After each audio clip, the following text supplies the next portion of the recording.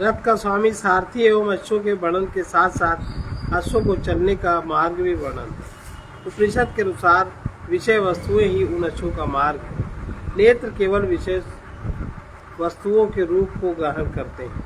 हम नेत्र द्वारा कभी सुन नहीं सकते। कानों द्वारा शब्दों का ग्रहण होता है, हम उनके द्वारा कभी देख नहीं सकते। जिह्वा केवल विषयों का स्वाद ले सकती है। नाक द्वारा गंध तथा त्वचा द्वारा स्पर्श का अनुभव होता है। इस प्रकार शरीर धारण करने के लिए अनिवार्य इंद्रियां केवल अपने अपने विषयों को ही ग्रहण कर सकती है।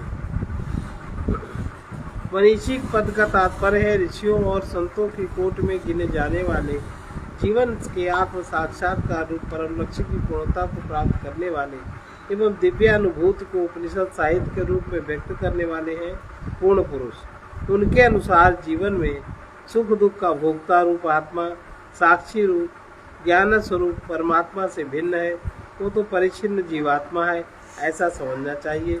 शुद्ध चैतन्य स्वरूप आत्मा इंद्रिय मन बुद्धि की उपाधि को धारण कर जीवात्मा के रूप में क्षणभंगुर जीवन को भोगते हुए सुख दुख रूप अनुभव अर्थात संसार को भोगता हुआ सा प्रतीत होता है। इस प्रकार श्रुति भोक्ता की परिभाषा देकर हमारे अंतःकरण में स्थित दोनों रूपों से भिन्नता स्पष्ट करती है। एक है परमात्मा जो अकर्ता है, अभोक्ता है।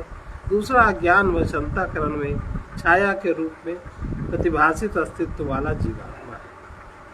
अगला श्लोक। यस्तु विज्ञानवान् भवत्या युक्तेन मनसा सदा तस्येन्द्रियाण्यवश्वानि दुष्टाश्वा सारथे। जो सर्वदा अविवेकी एवं असंयत चित्त होता है उसके अधीन इंद्रियां उसी प्रकार नहीं रहती जैसे सारथी के अधीन दुष्ट घोड़े नहीं रहते। रथ रूपक का प्रयोजन शुद्ध द्वारा न बताया जाता तो सजीव शब्द चित्र मात्र प्रस्तुत करना व्यर्थ। इसमें लगाम को ढीला रखने के कारण अविवेकी सारथी के दबंग घोड़े प्रचंड और उन्मत्त होकर अपनी इच्छा से रथ को इधर उधर खींचते हुए चूर चूर कर देते हैं। साथ ही रथ के स्वामी को भी मार्ग में गिरा देते हैं। इसका तात्पर्य यह है बुद्धि के अविवेकी होने के कारण लगाम ढीली हो जाने पर इंद्रियां प्रचंड वेग से विषयों की ओर भागती हैं। फलस्वरूप विषय भोग अधिक करने से शरीर क्षीण हो जाता है। इसलिए प्रत्येक साधक को शीघ्र सर्वतोन्मुखी विकास तथा पूर्ण सात्विक जीवन जीने के लिए सदैव बुद्धि द्वारा मन को संयमित करते रहना चाहिए, जिससे इंद्रिय रूपी अश्व अपने अधीन होकर उचित मार्ग पर चल सके। यही इस श्लोक का सार है। यदि रथ रूपक का प्रयोजन श्रुति द्वारा न बताया जाता तो सजीव शब्द चित्र मात्र प्रस्तुत करना व्यर्थ ही होता। उपनिषद शैली संक्षेप में ही सब कुछ व्यक्त करना चाहती है, उसमें किसी भी शब्द का प्रयोग निरर्थक नहीं किया जाता। इस श्लोक के आगे 4 श्लोकों का विषय रथ रूपक का प्रयोजन ही बताना है। यस्तु विज्ञानवान् भवति युक्तेन मनसा सदा तस्येन्द्रियाणि वश्यानि सदस्वा इव सारथे। परंतु जो विवेकी तथा सदा समाहित चित्त से युक्त होता है उसकी इंद्रियां उसी प्रकार उसके वश में रहती हैं जैसे सारथी के वश में उसके अच्छे घोड़े रहते हैं। जिस प्रकार रथ संचालन में कुशल सारथी लगाम के हल्के से स्पंदन द्वारा ही अश्वों को स्वामी द्वारा बताए गए मार्ग पर प्रवृत्त तथा निवृत्त करता है, उसी प्रकार कुशल साधक को विवेक विचार के द्वारा मन का नियंत्रण तथा निग्रह करके अपना जीवन सन्मार्ग में प्रवृत्त करना चाहिए तथा इंद्रिय रूपी अश्वों द्वारा उन्मत्त करने वाले विषय भोग रूपी कीचड़ से भरे की बांध तोड़कर उतरने से रोककर रथ को क्षत विक्षत होने से बचाना चाहिए। इससे सुंदर यात्रा का दुखद अंत न हो।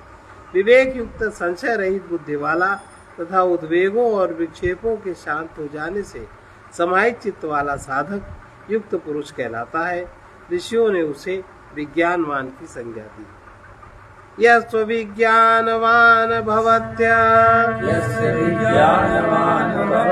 मनस्कः सदा शुचिः यस्तु विज्ञानवान भवति अमनस्का सदा शुचिः न स तत्पदमाप्नोति संसारं चाधिगच्छति किंतु जो अविज्ञानवान असंशय चित्त सदा पवित्र रहने वाला होता है वो उस पद को नहीं प्राप्त करता, अपितु जन्म मरण रूप संसार को ही प्राप्त होता है। जो व्यक्ति विचार पूर्वक नित्य प्रति के जीवन में धर्म तथा नीति के अनुरूप आचरण के द्वारा आत्म संयम नहीं करता, वो आध्यात्मिक उन्नति के मार्ग में कभी सफल नहीं हो सकता। पूर्व विश्लेषण से स्पष्ट हुआ यह तथ्य श्रुति तथा साधकों को बार बार समझाया जाता है। श्रुति महत्वपूर्ण सिद्धांतों का पुनर्विवेचन करने में थकती नहीं। पुनः वो इसी तथ्य को व्यक्त कर रही है कि जब तक साधक जीवन में पूर्ण आत्म संयम तथा सत्य व्रत का पालन करने में समर्थ नहीं हो जाता, तब तक पूर्णानंद की प्राप्ति तथा परमोन्नति में आध्यात्मिक साधनाएं सहायक नहीं होती। जो व्यक्ति विवेक विचार द्वारा मन के उद्वेगों को शांत नहीं करता वो अयुक्त होता है। उसे विद्वान जन क्षुद्र जंतुवत मानते हैं तथा अविज्ञानवान पद से अवहित करते हैं। वर्तमान समय में सभी वर्गों के व्यक्तियों तथा विशेष रूप से शिक्षित समाज की यह धारणा है कि हमारा पवित्र हिंदू धर्म खोखला एवं सारहीन है। कुछ आधुनिक विद्वानों ने तो व्यर्थ ही अपने अहंकार में आकर इस महान धर्म में घृणित आक्षेपों की बौछार कर दी। जब स्वयं उसको देखा गया तो दीर्घ काल तक भक्ति तथा अन्य योगों का पालन करने के बाद भी उन्हें लेच मात्र सुख शांति नहीं मिली। वास्तव में ये इस धर्म के पतन का कारण पातकी मनुष्य स्वयं है, जो उल्टा सीधा लिखते रहते हैं। वैदिक काल में जो मनुष्य जिसका समय अधिकांश आत्म संयम तथा सच्चाई के साथ सात्विक जीवन व्यतीत करते हो, उस समय भी श्रुति उन्हें बार बार साधकों को पूर्ण रूप से आत्म संयम युक्त जीवन जीने का विशेष महत्व बताया गया। आधुनिक भौतिकवादी अनैतिक अधार्मिक भ्रष्टाचार का जीवन जीने वाले बेचारे साधक कुछ क्षणों के जप के द्वारा कैसे पूर्ण आनंद को प्राप्त कर सकते हैं। यदि साधक मन का निग्रह करके इंद्रियों को विषय भोगों की ओर से उन्मत्त होकर भागने से रोककर धीरे धीरे उन्हें संयमित करने में समर्थ नहीं है, तो उनके कीर्तन भजन जप तप मंदिर जाना ब्राह्मणों को भोजन कराना दान दक्षिणा करना इत्यादि कार्यकलाप समय का दुरुपयोग एवं ऐसा ही प्रमाणित होगा कि उसका उनसे कोई लाभ नहीं हुआ। यही तथ्य निरूपित किया गया। अनंत विषय भोगों से निवृत्त होकर कुशलता से आत्म संयम करने में असमर्थ व्यक्ति न केवल आत्मोन्नति की प्राप्ति तथा तत्पद से वाच्य परमात्मा से साक्षात्कार करने में असफल होते हैं, परंतु धीरे धीरे आधा पतन की ओर चलते हुए वे निम्न योनियों को पशुवत योनियों को प्राप्त होते हैं। मनुष्य भी पशु है, किंतु अपनी विवेक बुद्धि के कारण सृष्टि की सर्वोत्कृष्ट रचना है। वही एक ऐसा जीव है जो संघर्ष पूर्ण क्षण में प्रेय तथा श्रेय मार्ग का विवेचन कर सदा निश्रेयस के मार्ग का अनुसरण करने का दृढ़ निश्चय कर पाता है। यदि मनुष्य अपने ही कारण से विवेक बुद्धि के सदुपयोग का सुख नहीं उठाता, तो वो जानबूझकर मनुष्य के जन्म सिद्ध अधिकार को खो देता है। इस प्रकार स्वयं अपनी इच्छा से यदि वो पशुवत जीवन अपनाता है, तो प्रकृति उसे उन निम्न योनियों के दुख तथा बंधन उपहार स्वरूप देती है। जीवन को सही अर्थों में जीकर ज्ञान जन्य नित्य आनंद को प्राप्त करने का सर्वोत्तम अधिकारी मनुष्य है। मोहवश क्षणिक सुखों के पीछे जीवन खोते हुए असंख्य दुखों के भयंकर बोझ को चुपचाप सहते हुए केवल पेट के लिए जो मनुष्य जीते हैं वो पशु। आत्म संयम के बिना परमानंद एवं अत्यधिक शांति का अनुभव तो असंभव है। साथ ही ऐसा व्यक्ति आवागमन के चक्कर में पड़कर सदा निम्न योनियों को प्राप्त होता है।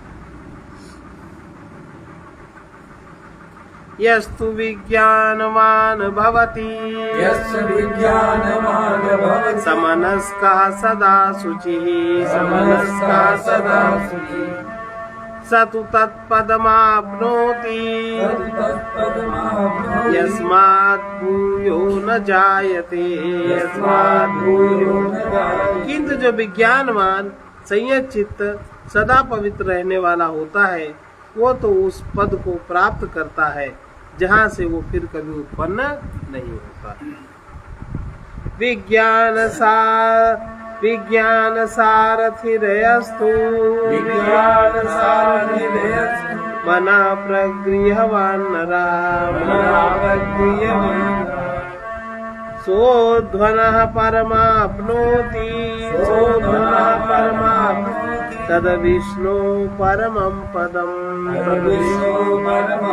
जो पुरुष कुशल रूप सारथी से युक्त तथा मन को वश में रखने वाला होता है वो संसार मार्ग से पार होकर उस विष्णु के व्यापक परम पद को प्राप्त करता है। बस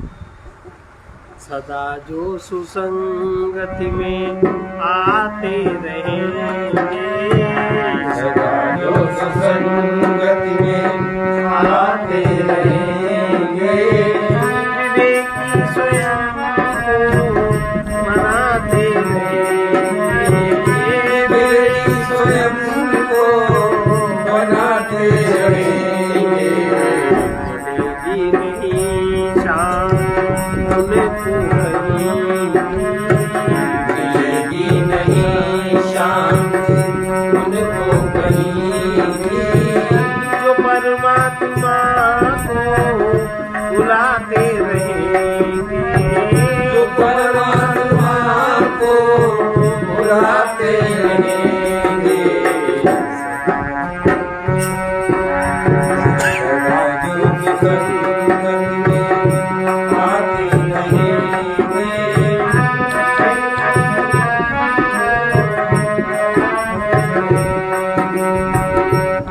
बनेंगे कभी मुक्त जीवन में वे बनेंगे कभी जीवन में वे जो चाहो तो अपनी घटाते रहेंगे जो चाहो तो अपनी घटाते रहेंगे सुखी होके जो किसी को दुख देकर दुखी होके जो किसी को दुख देकर वही अंत में दुख आते रहेंगे अंत में दुख आते रहेंगे वही अंत में दुख उठाते रहेंगे सदा जो सुसंगति में आते रहेंगे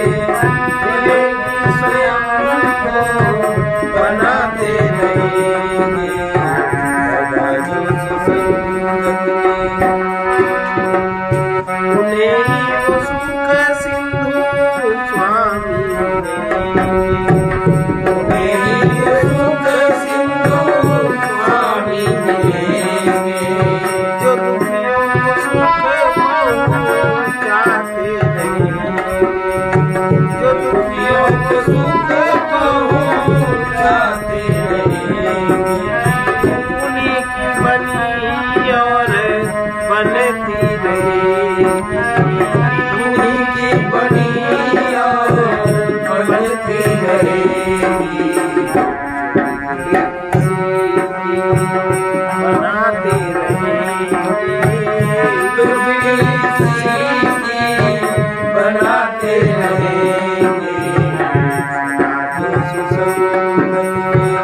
आते रहेंगे, विवेकी स्वयं को बनाते रहेंगे।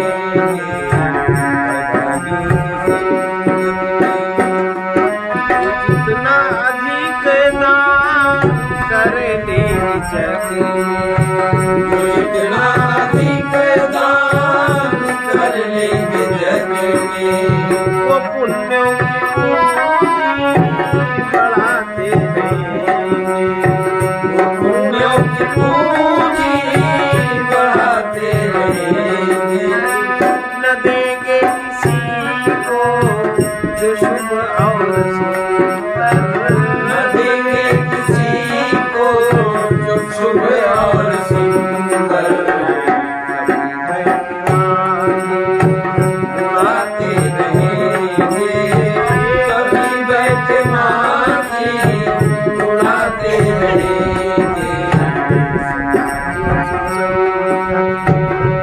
आते रहेंगे, बनाते रहेंगे।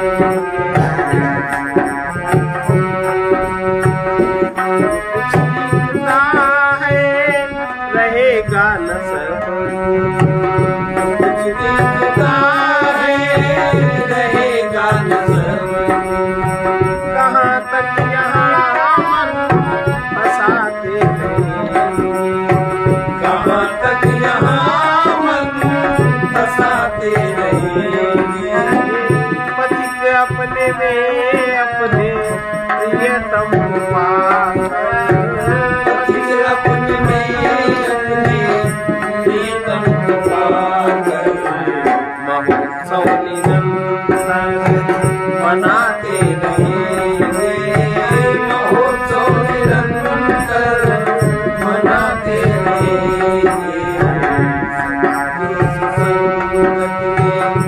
आते रहेंगे, जिंदगी स्वयं को बनाते रहेंगे।